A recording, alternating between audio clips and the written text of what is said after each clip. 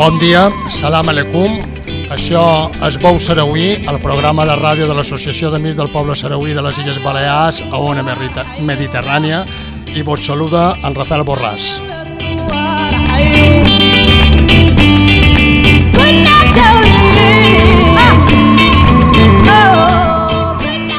El programa que avui, 5 d'octubre, feim en directe, tindrà diverses redifusions en els 15 dies vinents aquí, a Ona Mediterrània. Serà en directe i amb les redifusions una hora de ràdio amb notícies, anàlisis i opinió, converses, música. Tot per rompre el mur del silenci que plana sobre allò que envolta el Sàhara Occidental il·legalment ocupat pel Marroc.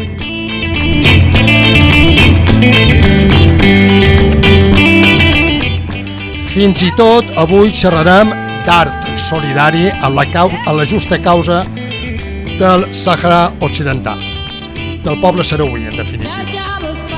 Els convidats d'avui són el president de l'Associació d'Amistat amb el poble sarauí de Sevilla i productor executiu d'art Tifariti, és a dir, de les trobades internacionals d'art i drets humans del Sàhara Occidental, el company Fernando Piedrahita.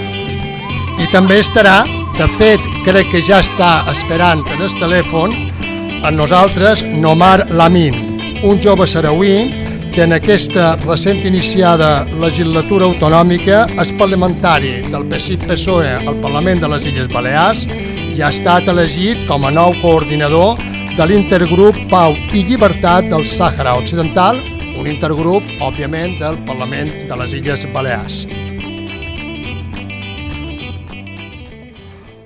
Bon dia, Omar.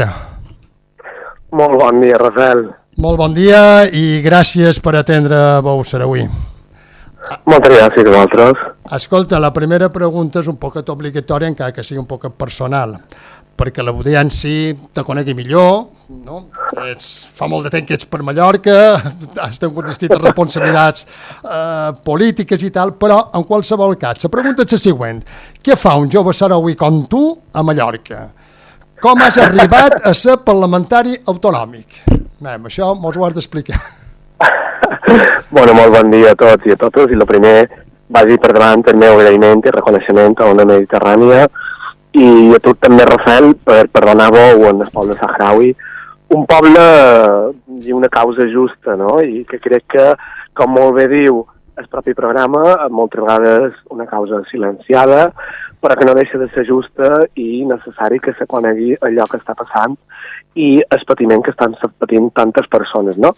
I tu me deies, què fa un saharaui a Mallorca? Bueno, allò, jo diria que és, no sé, diria que és fruit del destí, però bueno, com que el destí no existeix i res passa per res, jo crec que me tocava, no? Me tocava anar a parar a Mallorca i passar de la immensitat del desert del Sàhara a la immensitat de les aigües del Mediterrani, en aquest cas de Mallorca, no?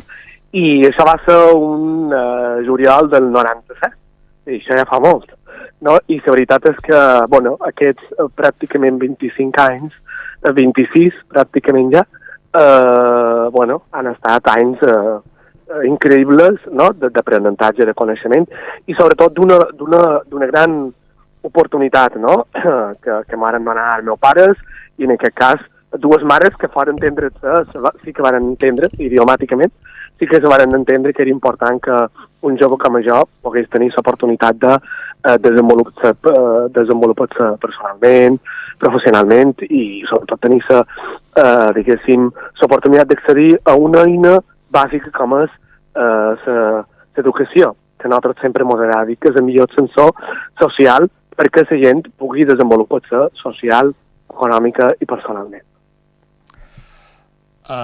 Dues precisions, Omar. Les gràcies no se mereixen, Això és un programa de l'Associació d'Amics del Poble Sarauí i sempre dèiem, jo des de que de molt jovenet, no? Ja era, en fi, no? He estat sempre favorable a la causa i a la independència del Sàhara Occidental, des de ses acaballes, no? De la lluita antifranquista fins i tot, però va ser fa uns anys, no? Trepitjar un dels campaments de sarauís i ja és una ho vaig escriure i ho segueix dint, no? Tenc una segona pàtria, no? Que és el poble sarauí. I tu i jo celebrarem, no? En fi, no? No sé si una cervesa o un te a l'any un lliberat, no? Aleshores, no... Jo crec que és... Allò que faci falta, no? Si un te i si no serà un cafè. Sí. Però, vamos, ho farem el mètode tradicional que és el te, en aquest cas. No? Efectivament. Les gràcies no se mereixen. I jo crec que és dir que el que acabes de dir, no? L'educació com a sensor social, no només és que ho diguem, no? Jo crec que és dir que hi ha poques coses que estigui tan demostrades, no? Crec. Totalment. No? Crec. Totalment. I a més, jo crec que, Rafael, deixa'm precisar una cosa i jo crec que és molt important. No, és a dir, jo sí que, com he dit que no és casualitat, el que sí que no és casualitat és que a partir dels anys 90 un grup de persones solidàries, en aquest cas a les Illes Balears, decidien unir-se en el poble saharaui, alçar la veu i dir volen conformar una entitat com és en aquest cas l'Associació d'Amics del Poble Saharaui, no? Formalitzar aquesta amistat, aquesta solidaritat i aquesta empatia, aquesta sensibilitat cap al poble saharaui en forma d'entitat sense ànim de lucre que se dedicés precisament a ampliar aquesta altaveu, no? I a donar l'oportunitat a una cosa que a vegades pareix una mica banal, però no ho és, no? I jo que moltes vegades senten a Catalunya i a les diferents presidentes i responsables que l'han precedida, que els millors ambaixadors són els nens saharauis, sense cap dubte ni un. Els infants són, des de la innocència, des de allò més preciat, no? És a dir, fora cap tipus de condicionant, són els millors representants que poden aixecar la veu, que poden representar la causa saharaui des d'aquesta innocència i des de lo que és una causa neta, justa i necessari, no? I jo també vull tenir un especial agraïment i reconeixement a la labor que han fet durant aquests més de 35 anys l'Associació d'Amics del Poble Saharaui i crec que no hi ha temps suficient ni oportunitats per deixar d'agrair i de reconèixer la feina de les milers i milers de persones i famílies que hi ha darrere. Perquè sense cap dubte ni un, tu que has estat en el campament, la causa no seria la mateixa si no s'ha visibilitzat, no? I si no hi hagués plataformes i altaveus com els que avui tenim l'oportunitat de fer-ne ús, no? I jo sempre diré que a mi el primer que m'ha cridat més l'atenció va ser l'immensitat de la mà. A mi me van donar 4 directius, pas que tu, Rafael, sabent i coneguent tant la cosa no et sorprendrà. No te fiquis de la mà, no pugis escales, no toquis la corrent, ni te fiquis dins balses d'aigua perquè tu ofegaràs, no? Vull dir, i això és així, no?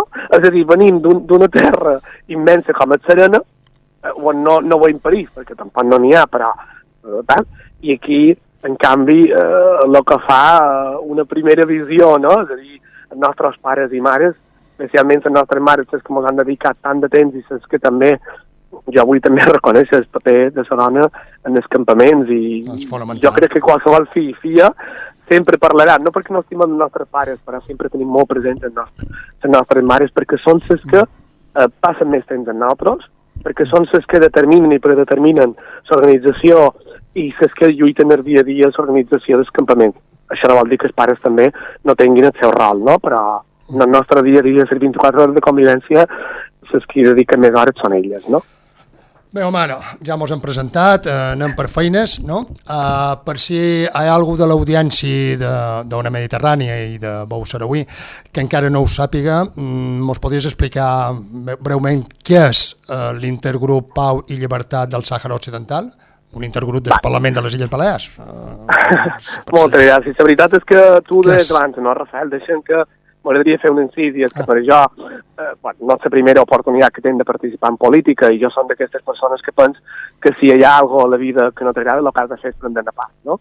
prenen part en la causa sahraui i en les multitud causes. Però com que avui la que ens ocupa i ens preocupa la causa sahraui, evidentment el meu pas per la política no és una cosa casual, no? Sinó perquè fou producte d'una oportunitat, precisament en el 97, que jo vaig anar a parar a un municipi on estava governat en aquest cas per en Miquel Cifra, que era banda socialista, amb unes conviccions i valors bastant evidents, no? I que fou la persona que me va obrir la porta a que jo conegués allò de la política com a eina, com a la millor eina per canviar la vida de la gent, no? I per tant, com que jo som una persona inconformista, lluitadora, incansable, doncs evidentment vaig decidir prendre part gràcies també a l'oportunitat que m'ha donat la Francina Mangol, que és més que sabut el seu compromís amb el poble sahraui, no? És a dir, per tant, no fa falta que jo ho digui perquè és evident. Per tant, jo he fet d'estar en política, precisament, té aquesta doble vessant, no? És a dir, canviar allò que no m'agrada de les Illes Balears, allò que pensant que sempre hi ha marge, millorar la vida de la gent, començant per allò que jo penso que com a ciutadà m'interpel·la, i evidentment que sigui l'oportunitat també de posar a l'escena, no?, de secció política a la causa sahraui, no?, i que se'l sàpiga, que s'enxerri i s'intergrupa aquella eina que se va crear fa molt d'anys, no?, aquell grup que varen crear un grup de parlamentaris preocupats i ocupats per la causa sahraui en l'afany de mostrar la màxima sensibilitat també per posar dins l'escena política de les Illes Balears, en aquest cas del Parlament, la causa sahraui, no? És a dir, des de conformar en aquest cas el Partit Socialista, més per Mallorca, més per Menorca i també Podem i el Partit Popular. Per tant, en aquest cas, la nostra missió bàsica és donar continuïtat. Jo crec que vull tenir unes paraules també de reconeixement a totes les persones que m'han precedit com a coordinadors i com a membres d'aquest intergrup i que han fet que la causa sahraui sigui coneguda no només dins del Parlament, sinó també arreu de l'Estat i que s'han preocupat de conèixer, d'anar a visitar els campaments i de tenir aquesta interlocució necessària amb els actors que conformen, diguéssim, les entitats i els membres que fan feina en pro i per la causa sahraui. I per tant s'intergrup té com a objectiu fonamental això, és a dir, fer d'altaveu dins del Parlament i també en coordinació amb la resta d'institucions en favor de la causa sahraui, no? Denunciar incompliment de drets, donar a conèixer i tenir un paper molt proactiu en pro de la causa sahraui. És a dir, que en aquesta legislatura Vox també queda al marge de no ha volgut participar en aquest intergrup, no? No hi ha volgut. Per lo que has dit, no? No. Se li va oferir l'oportunitat i va declinar. Estan, en fi, no? Estan en el seu dret. S'ha posat en marxa el nou, no? Per dir-ho, intergrup d'aquesta legislatura i ja teniu algun pla de feina o encara esteu... Efectivament. Nosaltres se va constituir, se va fer la petició tota una que se va constituir el Parlament per part meva, en aquest cas, i se van sumar tots els partits polítics que s'hi van voler sumar en aquell moment, no? I el passat dimarts, és a dir, que no fa 15 dies, se va constituir formalment en els representants que varen designar cada un dels partits polítics que en formen part de l'intergrup, no? I avui, precisament, tenim un segon pas que per jo crec que és importantíssim, també que és la reunió que tenim a la 1:30 en la comissió d'enllaç, que és l'espai interinstitucional de participació dels diferents agents que interlocuten, que fan feina per la causa sahraui, que en aquest cas són totes les associacions d'amics del poble sahraui dels territoris de les Illes Balears, la delegació sahraui, Escola en Pau i també les diferents fons de solidaritat de les diferents illes i en aquest cas també la Direcció General de Cooperació de les Illes Balears, no? I que, com me deies, evidentment l'objectiu d'avui és posar damunt la taula cada una de les accions i el calendari que té previst cada un d'aquestes entitats i d'aquests agents, diguéssim, per visibilitzar, per fer feina en prou de la causa sahraui. I també jo m'encarregaré personalment i també acompanyat de la resta d'integrants de l'intergrup de presentar l'esborrany, perquè jo sempre m'agrada dir que jo no som una persona que m'agrada decisions unilaterals, sinó que m'agrada fer feina de manera participada, de manera coorganitzada, i jo crec que hi ha molta de feina feta i el que s'ha de fer és donar continuïtat i introduir totes aquelles coses o aquelles accions que pensem que vagin a millorar la visibilitat i el coneixement del poble sahraui i de la causa, i que vagi en pro també de posar la gent en aquells projectes i aquelles iniciatives que millorin la vida i de sahrauis i de les sahrauis. I per tant avui ens encarregarem de posar damunt la taula que primer el borrany de feina, que ja t'he dit que incorpora moltes de les accions que ja s'havien desenvolupat, perquè són accions genèriques, que és difusió, sensibilització, conscienciació, i d'altres noves que pensam que són també molt importants. Jo sí que som una persona que destac per parlar amb tothom.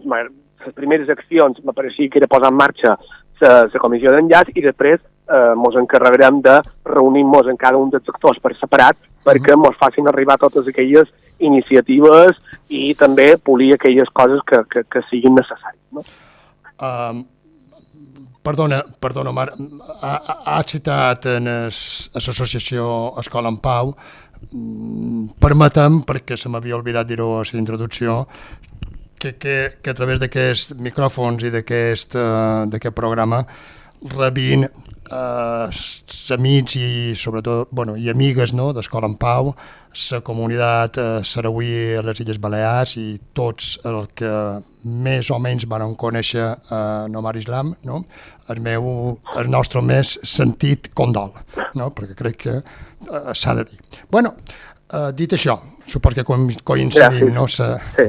Jo crec que avui és un bon dia també per reconèixer la feina que fa l'Escola en Pau, com també una consecució de la feina que se fa des de l'Associació d'Amics del Poble Sahraui i precisament per lo que me torno a reiterar les meves primeres paraules d'agraïment, perquè penso que l'educació és el millor sensor social i l'Escola en Pau fa aquesta feina de manera encomiable i avui no podem tenir que altres paraules també de record i de sentit record cap a Omar i la seva família. Sí. És un gran cop. Una pèrdua recent, és a dir, un poc dramàtica d'un company, d'un jove, no? Sarauí, que era voluntari d'Escola en Pau i moltes altres coses. Però han de seguir en aquesta lluita. Una qüestió que també és obligatòria, no? Particularment, com veus la situació actual del conflicte del Sàhara Occidental? Perquè hi ha molt de moviment, no? Assemblea General de l'ONU, no sé què, tal, en fi, no? Hi ha moguda, se mou la cosa, no? Com ho veus tu? A veure, molt en general, no? En general, jo sí que faria l'anàlisi que faria de la situació, és que és una situació, evidentment, que hi ha molt de moviment, però que és un moviment que no deixa de, diguéssim, desconcertar-nos una mica en quant a que és evident que la postura és més que coneguda, totes les passes que s'han donat darrerament, sobretot per la comunitat internacional, nosaltres les celebrem, però volem fets que vagin en la línia del compliment dels tractats de l'ONU, que no passa per altra banda que no sigui el legítim reconeixement del poble sahraui a decidir què vol fer. I en aquest cas no hi ha altra sortida que no sigui retornar al nostre territori i viure en pau i, evidentment, com no sabem de fer altres maneres sahrauis, no en aquest cas. Volem la independència, la lluitarem perquè els nostres pares s'ho mereixen, els nostres antepassats s'ho mereixen i els nostres fills i els que mos diguéssim, i els que mos vendran les noves generacions se mereixen viure en pau i en millors condicions de les que estan visquent ara.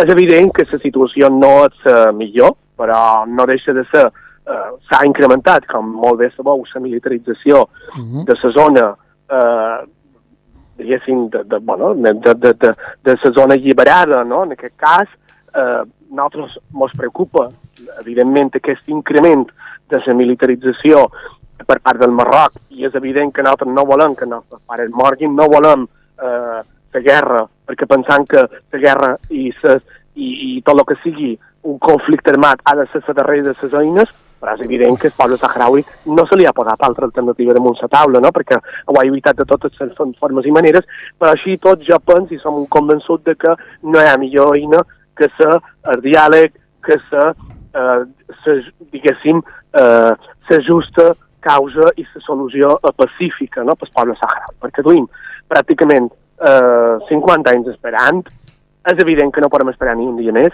però també el que és evident és que una solució que no passi per ser una solució pacífica no la contemplem. I nosaltres seguim amb molta preocupació l'increment militar que està fent el Marroc a la zona, diguéssim, ocupada, la repressió que s'està fent per part dels propis sahrauis, que no fan altra cosa que fer vida i reivindicar els drets humans dins d'aquests territoris, i també me preocupa especialment les condicions, l'empitjorament, sobretot, essencialment de les condicions de sahrauis que viuen en unes condicions, evidentment, indignes en els territoris del desert de Tinduf.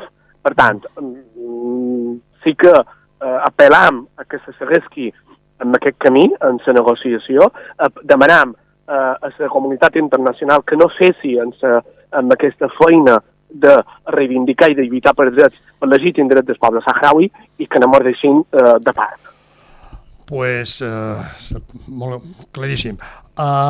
Omar, no sé si vols afegir alguna cosa més, perquè els temps a la ràdio passa volant, no? Sí, jo el primer... Bueno, a més a més sé que tens una agenda apretada, no? Avui de matí, no? Sí, una miqueta, però bueno, jo per la causa sahraui, per la comunitat sempre hi ha temps, tot i que hem de redistribuir temps en moltes causes i en moltes històries que tenim en el dia a dia i que també són apassionants, però cap d'elles com la causa sahraui. Per tant, en aquest cas jo sí que abans d'acabar m'agradaria, reiterem, agrair-vos de veres a una Mediterrània, a l'Associació d'Amics del Poble Sahraui, a la comunitat de les Illes Balears, perquè també m'agradaria i permetem que també tingui un agraïment i un reconeixement a totes les famílies acollidores, i perquè sense elles, sense la solidaritat, sense el compromís ciutadà, evidentment jo no seria aquí, ni cap de ni sahraui ni la causa seria el que és avui en dia. Per tant, mil gràcies per la feina que feis i que a la vostra absoluta disposició, i també ho faig en nom de l'intergrup i dels grups parlamentaris com formant part. Nosaltres farem feina de manera diligent, com no pot ser d'altra manera. Ara el compromís és alt i gran, com és en aquest cas, però jo crec que la causa sahraui ho mereix, i com a bon sahraui que som, no defallirem i no deixarem ni un minut de fer feina per la causa sahraui i perquè puguen retornar a casa nostra. Pues moltíssimes gràcies, Omar, sort i encerts a les teves noves responsabilitats parlamentaris en general i especialment a la coordinació de l'intergrup Pau i Solidaritat pel poble, pel Sàhara Occidental. Moltes gràcies. Moltíssimes gràcies, Rafael. Una abraçada i a reveure. Sort i encerts, insisteix. Vinga.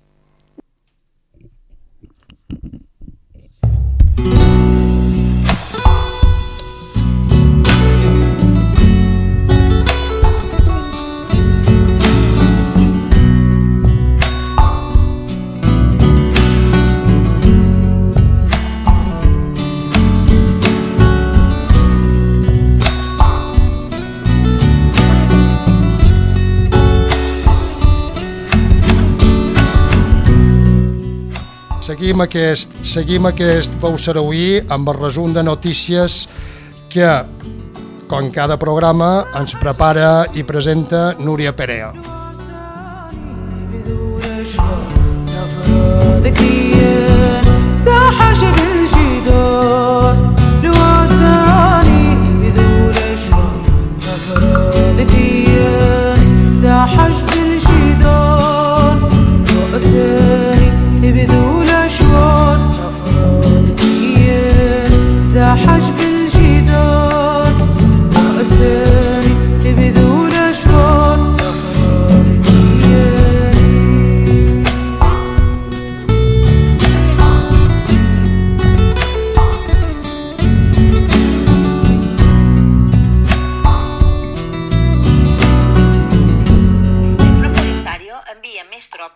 a prop del mur marroquí que divideix el Sàhara Occidental. La guerra continua. L'exèrcit saharauí multiplica la seva presència al mur militar i bombardeja una brigada i un lloc d'observació marroquina, així com la seu de la caserna general de la 6a brigada de les forces enemigues. L'exèrcit saharauí va atacar així mateix esquadrons de carros de combat enemics al nord d'Asmara, al centre del Sàhara Occidental. Continuen fustigant l'enemic, causant i infligint pèrdues en l'arsenal i baixes a les files de l'exèrcit d'ocupació. I els campaments de refugiats. Inici del curs a les escoles de la República Saharauí. Prop de 20.000 nins saharauís han començat el curs escolar als campaments de refugiats. Són estudiants de primària i secundària, mentre que al voltant de 5.000 s'han matriculat a la llar d'infants. Més de 13 escoles es repartiran a aquests estudiants durant els propers 9 mesos i els oferiran la millor educació amb els escassos recursos que tenen. Durant tots aquests cursos passats, a tots els nins i nines se'ls donava un pack que contenia llet i galetes a l'hora del pati, però aquest curs s'ha hagut de reduir la dieta en alguns centres per la falta de fons per retallades als ajuts destinats als campaments de refugiats. Territoris ocupats. Forces d'ocupació marroquines ataquen 2 activistes polítics i de drets humans saharauis. El Comitè Executiu del Col·lectiu de Defensors Saharauis dels Drets Humans al Sàhara Occidental, CODESA, ha denunciat que sobre les 6 del matí del passat dia 28 de setembre, equips especials de la Força d'Ocupació Marroquina van atacar les cases de 2 activistes polítics i de drets humans saharauis. L'atac va acabar en la retirada de les càmeres de vigilància que la família havia estat utilitzant per vigilar i informar sobre l'assetjament i els crims contra la humanitat comesos per oficials i membres de la Força d'Ocupació Marroquina. I el Front Polisario qualifica el discurs del Marroc a l'Assemblea General de l'ONU de discordant i una ofensa a tot el que representa l'ONU. La declaració del representant de l'Estat és un insult als estats membres per les flagrants mentides i distorsions que conté sobre la qüestió del Sàhara Occidental. Per al Front Polisario, el que empitjora les coses és que el representant de l'estat ocupant del Marroc ha recorregut, com de costum, a culpar d'altres, en un descarat intent de desviar l'atenció dels problemes estructurals crònics que enfronta el seu règim, especialment després del desastre natural que va recentment colpejar el poble marroquí. La gestió de la catàstrofe va exposar el fràgil règim marroquí davant del món i va mostrar el seu veritable rostre malgrat els seus intents d'ocultar la terrible situació en la seva falsa propaganda i escenificacions sobre el terreny. I en clau nacional, malgrat el seu gir, Sánchez expressa davant l'ONU el suport d'Espanya a una solució acordada entre el PSOE i el Marroc. Pedro Sánchez i Antonio Guterres van mantenir a Nova York una trobada al marge de la sessió ordinària de l'Assemblea General, en què un dels temes tractats va ser el del Sàhara Occidental, sense que hagin transcendit més detalls sobre el caire de les converses. El govern ha mantingut en tot moment el seu recolzament als esforços que està realitzant l'ONU per intentar trobar una solució al conflicte del Sàhara Occidental. En particular, l'enviat especial designat per Guterres per aquesta qüestió, Staffan de Mistura, malgrat el recolzament brindat al Pla d'Autonomia Marroquina per al Sàhara en una carta a Mohamed VI el març del 2022. I per acabar, en clau internacional, el ministre d'Exteriors saharauí manté trobades a Nova York. Es va reunir amb els seus homòlegs de Timor Oriental, Moçambic, Botswana i Venezuela, aprofitant la sessió ordinària de l'Assemblea General de les Nacions Unides. En aquestes trobades, els titulars d'exteriors dels 4 països van reiterar la ferma posició dels seus estats en suport a la lluita del poble saharauí per la llibertat i la independència.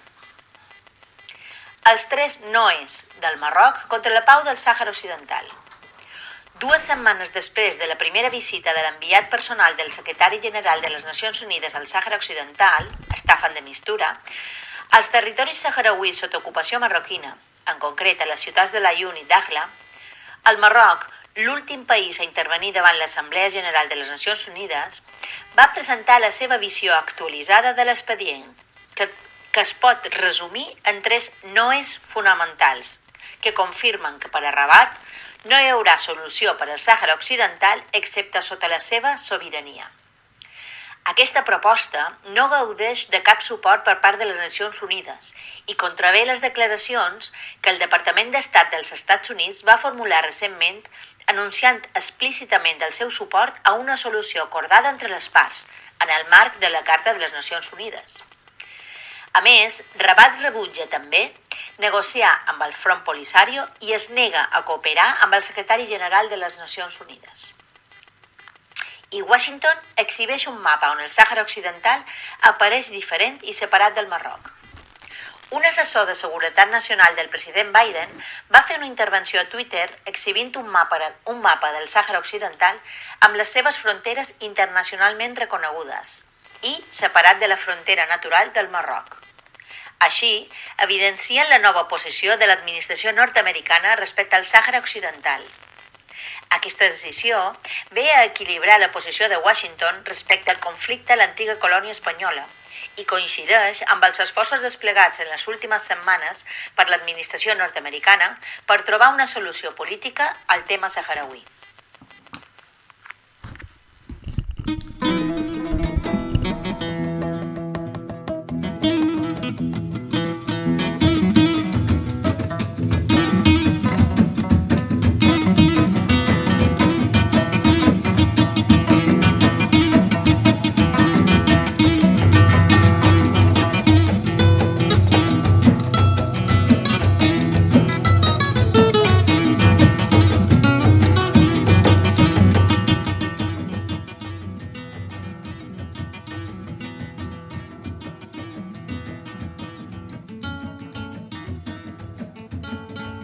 Mediterrània i hem arribat al bon punt de l'anàlisi de Ramon Orfila.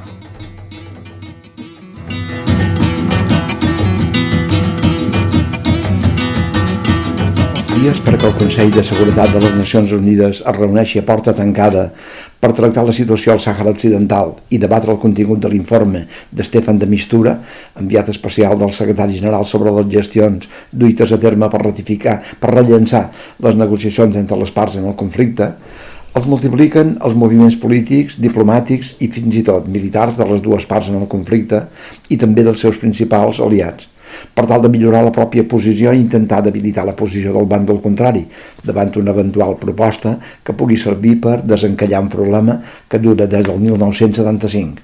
Quant a Espanya, la potència colonial va fer digestió de responsabilitat entregant de manera ignominiosa i il·legal el territori del Sàhara Occidental a la voracitat del Marroc i Mauritània i provocant un enfrontament armat que encara segueix viu. Així ha succeït a Nova York aquests darrers dies amb motiu de les reunions de l'Assemblea General de l'ONU, en les que el problema del Sàhara està present en moltes de les intervencions, especialment les dels representants de països africans, especialment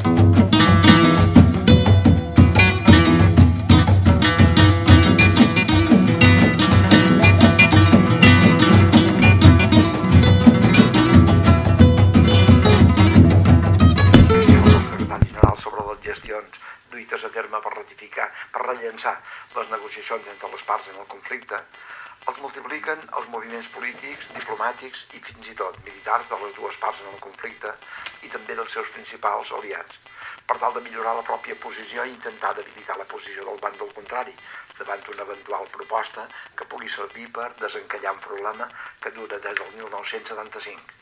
Quant a Espanya, la potència colonial va fer digestió de responsabilitat entregant de manera ignominiosa i il·legal el territori del Sàhara Occidental a la voracitat del Marroc i Mauritània i provocant un enfrontament armat que encara segueix viu.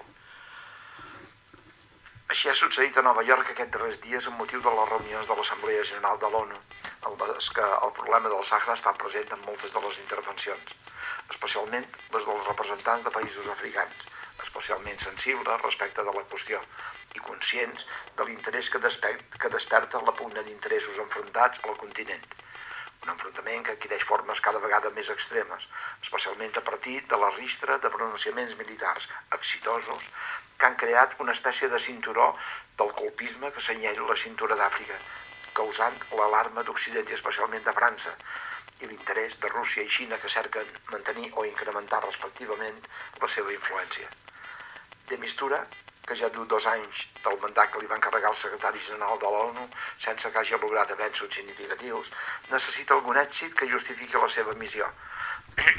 A la vegada que el propi Consell de Seguretat necessita també de manera imperiosa poder mostrar algun avanç que permeti justificar la presència d'un contingent de cascs blaus a la zona, que té un cost de manteniment altíssim, en funcions de força d'interposició que eviti enfrontaments a gran escala entre l'exèrcit del Marroc i les forces del Front Polisario de la República Saharaui.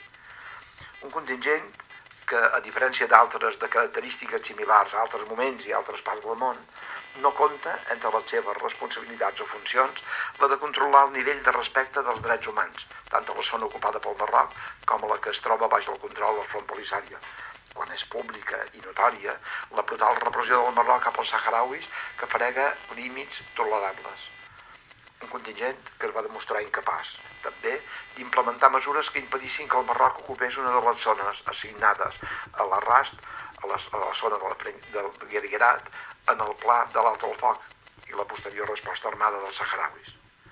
Un contingent militar al que ni tan sols se li coneix cap acció coherent en la seva denominació oficial, Missió de les Nacions Unides pel referèndum al Sàhara Occidental, MINURSO, de tal manera que ja alguns països membres de l'ONU es demana si el manteniment d'aquesta força sol respon a la necessitat del propi secretari general de no assumir el seu fracàs, un nou fracàs, i la seva inoperància. Aposta, cada 6 mesos el Consell de Seguretat renova el manteniment de la MINURSO sobre el terreny, per molt que no es detecti cap progrés en la seva missió. El fet és que en la passada sessió de l'Assemblea General van tornar a ser molts els països que van manifestar el seu suport a la lluita del poble del Sàhara pel seu alliberament, amb més o menys èmfasi, però amb una contundència significativa per part dels països africans que, especialment en el cas d'Algèria i Sud-àfrica, mantenen un compromís ferm amb les tesis del Front Polisario i mantenen relacions diplomàtiques amb l'Arrast. No podem deixar de considerar, d'altra banda, l'actitud cínica d'algun orador que, tot i mostrar-se de manera clara partidària de les tesis marroquís que propuguen a l'autonomia per a la regió, des de la tribuna de la ONU van reiterar el discurs ja tradicional de reclamar de les parts en conflicte unes negociacions directes i sense condicions prèvies, que condueixin a un acord just acceptat per les dues parts, que tingui una durada en el temps i dins el marc de les Nacions Unides i el respecte als principis i la Carta de la ONU. En qualsevol cas, aquesta vegada s'han produït uns moviments que podríem considerar novedosos, sense atrevir-nos a qualificar-los com a definitius. Un d'ells és la implicació creixent dels Estats Units a la regió del Sahel i, per tant, en les gestions per reconduir i solucionar el conflicte del Sàhara que enterboleix les relacions entre el Marroc, Algèria i Mauritània, amb una tensió creixent que ni els Estats Units ni França voldrien pel perill d'una escalada que pot desestabilitzar el sud de la Mediterrània. Una zona prou tensionada pels moviments migratoris i pels perills que implica la situació de Líbia, que a partir de la intervenció militar que va acabar amb el Gaddafi s'ha convertit en un estat fallit en el que l'extremisme islamista pot créixer sense límits. Aquest interès nord-americà s'ha manifestat en les reiterades visites dels comandaments del Pentàgon i dels serveis d'intel·ligència a Algèria. Coneixedors com són que l'actitud del poderós país nord-africà pot resultar vital en la resolució de l'enfrontament de l'anomenat cinturó golpista del sud del Sahel amb posicions obertament antifranceses i els països d'Àfrica alineats amb els Estats Units i França. Possiblement aquest interès és el que ha fet que la diplomàcia nord-americana hagi pressionat amb força el Marroc, fins a lograr que es permetés a de mistura visitar els territoris ocupats pel Marroc que s'havia negat en aquesta possibilitat durant molt de temps. Com segurament està en l'origen de les declaracions de la diplomàcia dels Estats Units que en els darrers mesos posen l'èmfasi en considerar que la sortida de l'autonomia proposada pel Marroc és simplement una de les possibles sortides, en contrast amb la declaració de Donald Trump en els darrers dies de la seva presidència. Mentre els errors diplomàtics del rei Mohammed VI continuen i tenen tendència a empitjorar, de tal manera que des de l'entorn del monarca feudal s'han permès o fomentat fins i tot els atacs al president francès Macron, el que ja s'ataca en la vessant més personal, i amb un estil tan barroer que sols pot provocar un major distanciament encara entre França i el Marroc. I tot això entre uns rumors cada vegada més extensos sobre l'existència d'un fort malestat dins l'exèrcit marroquí, tant que fins i tot s'ha especulat sobre un possible cop d'estat blanc, que faci fora un rei que de fet cada vegada està més absent en la vida del seu poble, fins i tot de manera física, si tenim en compte que Mohammed VI passa més de la meitat de l'any a l'estranger i especialment al Gabon i a París. Sigui com sigui, a mitjans d'octubre viurem un nou debat al Consell de Seguretat i això preocupa el monarca marroquí, que fins i tot s'ha permès el luxe d'impulsar uns importants moviments de tropes al prop del mur de separació que divideix el Sàhara Occidental, com a forma de pressió a una zona que ja és un polvorí. Moltes gràcies, Ramon. Molt encertada el teu anàlisi, com sempre.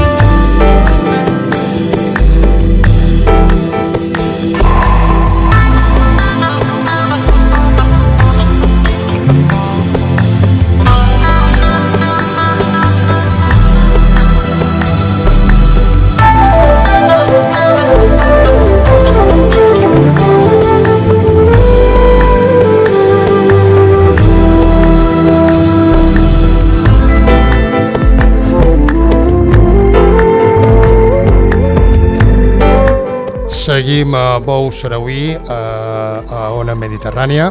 El segon convidat d'avui és, com ja hem avançat, el president de l'Associació d'Amistat con el Pueblo Saharaui de Sevilla i productor executiu d'Art Artifariti, que és per lo que, sobretot, l'han cridat. És en Fernando Piedrahita. Buenos días, Fernando. Buenos días, ¿cómo estáis? Muchas gracias por contar con nosotros y llamarnos para contaros lo de Artifariti. Sí, no, gracias a ti por atendernos. Bueno, pues precisamente la primera pregunta es obligatoria. Explícanos un poco el origen o los orígenes y qué es esto de Artifariti, para que la audiencia conozca. Sí, mira, vamos a ver. Bueno, yo soy presidente de la Asociación de Amigos del Sáhara de Sevilla y como todas las asociaciones de amistad con el pueblo saharaui de toda España, pues siempre intentamos hacer cosas que den visibilidad a la causa saharaui, ¿no? Entonces, la implicación del mundo de la cultura en la solidaridad y en la visibilización de la causa saharaui pues es muy importante porque siempre se habían hecho cosas políticas alrededor de la causa saharaui y hay un cierto hartazgo de la población en cuanto a los discursos políticos y una difícil llegada a otros ámbitos que no sean los ámbitos de la gente ya realmente convencida del tema saharaui, ¿no? Entonces, el proyecto de Artifariti es un proyecto que tiene su origen en el muro de la vergüenza, el muro de arena que construyeron los marroquíes a lo largo de 2.700 kilómetros que divide el Sáhara, el territorio del Sáhara Occidental, en dos partes. La parte oeste, la parte del mar, que está ocupada por el gobierno, por el ejército marroquí, y la parte del este, que ha sido la parte liberada, donde está el ejército saharaui.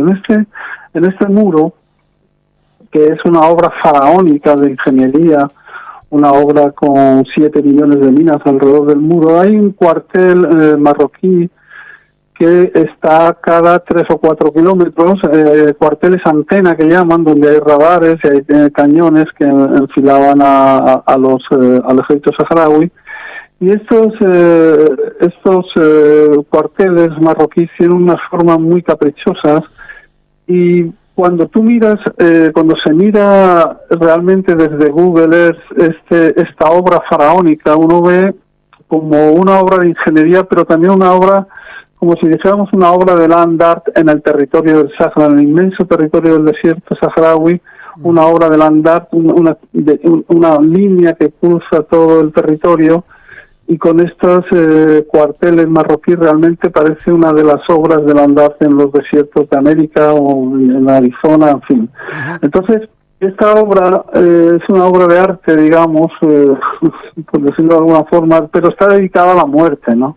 Porque está dedicada a la separación de las familias saharauis, a poner minas, ha muerto muchísima gente en el muro y a causa del muro. Las familias saharauis llevan 50 años separadas, unos viviendo en los campamentos de refugiados y otros viviéndose en el Sáhara ocupado. En fin, es una obra de destrucción, una obra terrible, ¿no? Y nosotros por eso pensamos en organizar en Tifariti, en la ciudad de Tifariti, que fue la última ciudad bombardeada por el ejército marroquí antes del cese el fuego de 1991, un festival de arte, un festival de cultura, un festival de arte y derechos humanos que fuera lo contrario a lo que significa este muro. Fuera la cultura empleada en lo mejor que tiene la cultura, en una cultura para la vida, una cultura para hacer un hueco en este muro, para el reencuentro de las familias saharauis, por los derechos humanos, por la libertad y por la paz.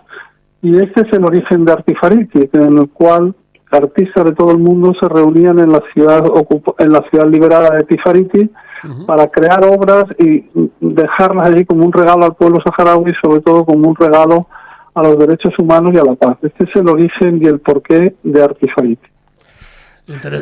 Interesantísimo. ¿Ya tenéis cerrado el programa para la edición de este año? Bueno, ya hay fechas, lugar, ¿no? Sí, bueno, tú sabes que ahora mismo hay una guerra entre el Polisario y Marruecos, con lo cual no se puede acceder a los territorios liberados, por supuesto, porque es una zona que está continuamente bombardeada por los drones marroquíes, los drones israelíes al servicio de Marruecos, ¿no?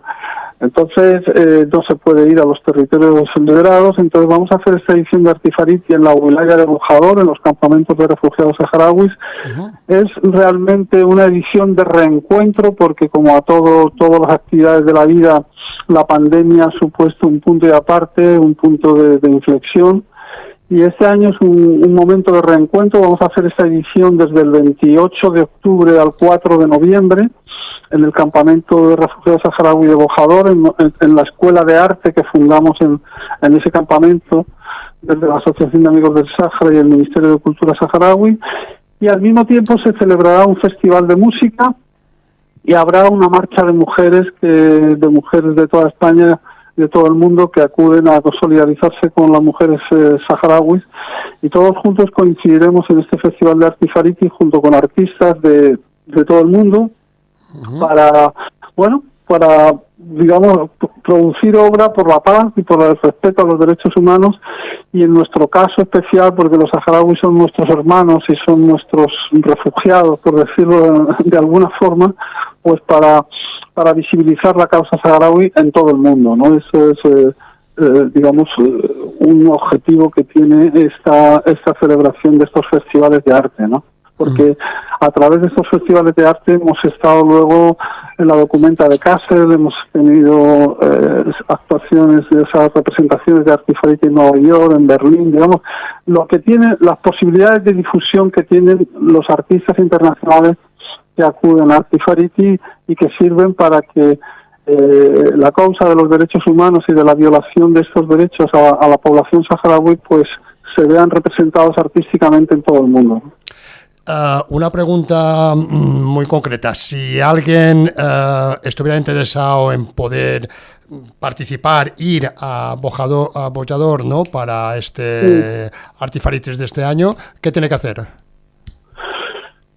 Pues mira, nada, tiene que, sí, mira, digamos como esto es una ONG y somos, digamos, todo es a base de aportaciones de la gente tiene que pagarse el viaje y la estancia en los campamentos, que vale 800 euros, entonces puede llamar a la Asociación de Sevilla al 661-6000 con 3072 o escribir al mail de la Asociación de Sevilla o entrar en la Asociación de Sevilla en la Asociación de Amistad con el Pueblo Saharaui de Sevilla en la web.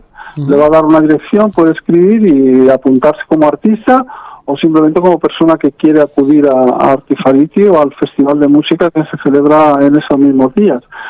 para nosotros sería un honor que viniera gente de Mallorca o gente del Mediterráneo, porque pues, realmente es muy importante que toda la gente de España participe en estos actos en la wilaya de Bojador.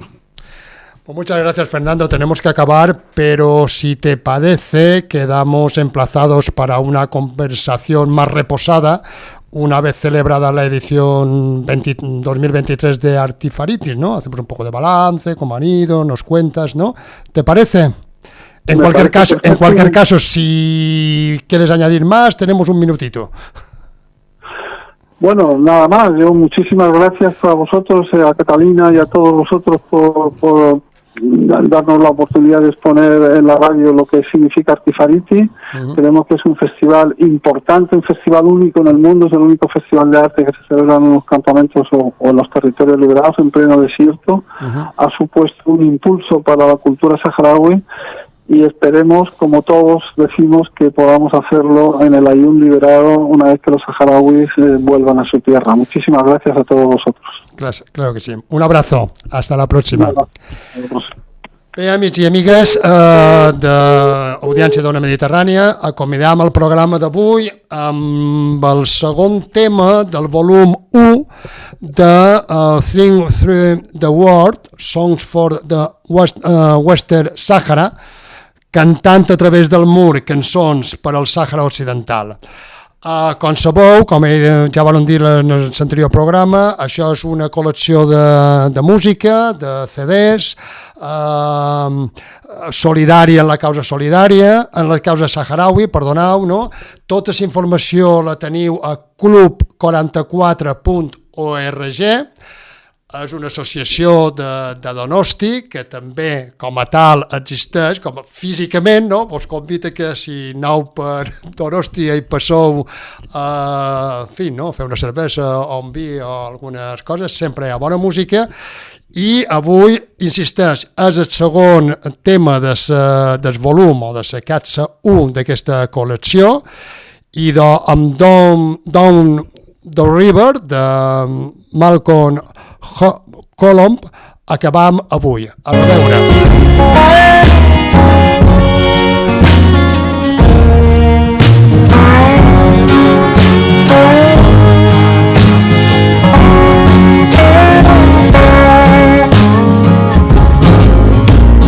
They make the law to suit themselves, the ones they buy and sell. The rest of us down the river, the rest of us don't need a touch, taking more than just enough to get back down the river. Down the river we pray for one another.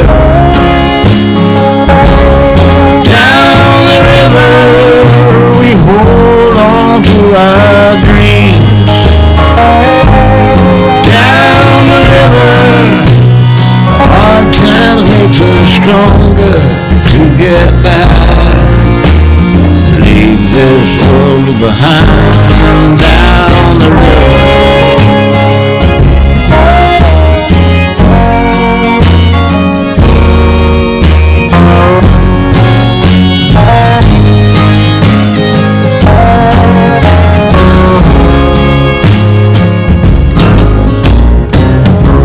To lay me down at night, working hands to hold you tight, my darling, me down the river.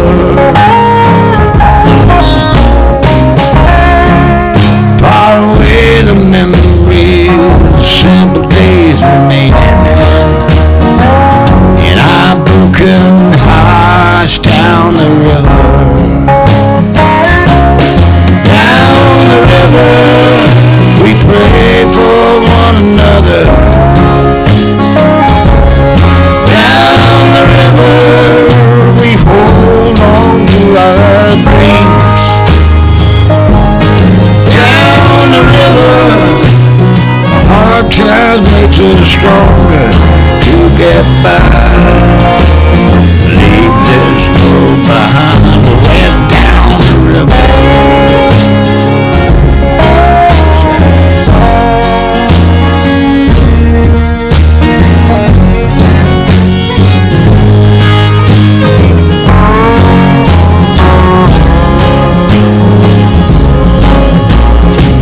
The gifts of little ones we love, and our faith in blood and God above, they will last forever.